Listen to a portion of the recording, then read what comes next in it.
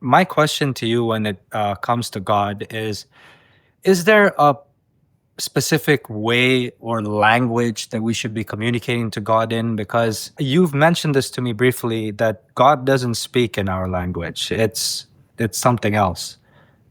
What do you mean by that? Great question.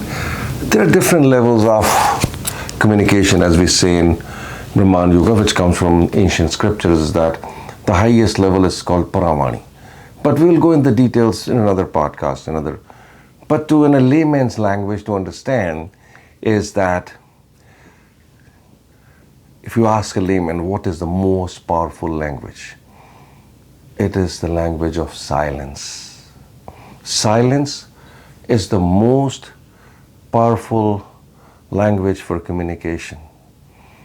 Because when you come to any other different forms of speech, there could be mistakes, there could be words, there could be nuances which can have a different connotation, a meaning, and evoking different emotions and stuff. So silence doesn't have that. Silence is powerful. And that's why somebody asked this question. What is the difference between praying and meditation? And here comes the answer. You know how we did in our previous question, that a lot of people say the goal of meditation is to stop my mind. And we say no. Then it is not meditation, it's a struggle.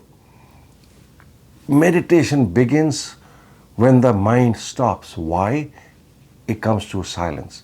So the difference between prayer and meditation is, in prayer, we speak to God in whatever languages you asked me. In meditation, God speaks to us. And that comes only when you are silent. I am not throwing my garbage onto anybody or God. It's always complaining or give me this, give me that.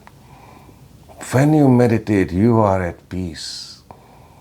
Then He gives you the wisdom. Then He gives you the experiences that you're looking for. That is when you cut your karma, where you evolve, where you grow. So it is very important to learn the language of silence. And it can be done through the sadhanas of Brahman Yoga and meditations. So you're saying that the language of God is silence. Our emotions, can that also be a way to speak to God? Or is that how He speaks to us? He makes us feel? Again, it's the approach, Ali. Again, you are asking that in this language, how do I tell? Because that is our training. I want to go and tell everything to God. As if He doesn't know you. If we say that He is the infinite, the all-knowing, He doesn't know Ali, then why do I need to tell Him? The reality is I need Him to tell me, about this universe, about this wisdom, about this, all that is the secrets of this nature. It's not going to happen when I am speaking. When I am speaking in languages, He speaks in silence. And you'll say, oh, how will He speak to me? Let Him do it for you. Just silence yourself and experience it yourself, that how He will communicate with you. Because it's difficult can I show you gravity? You cannot. I cannot, explain gravity to you. But I can make you experience gravity. But same thing here, if I try to explain this silence in speech, which is the opposite of silence, I will never be able to be successfully to tell you about. It has to be experienced.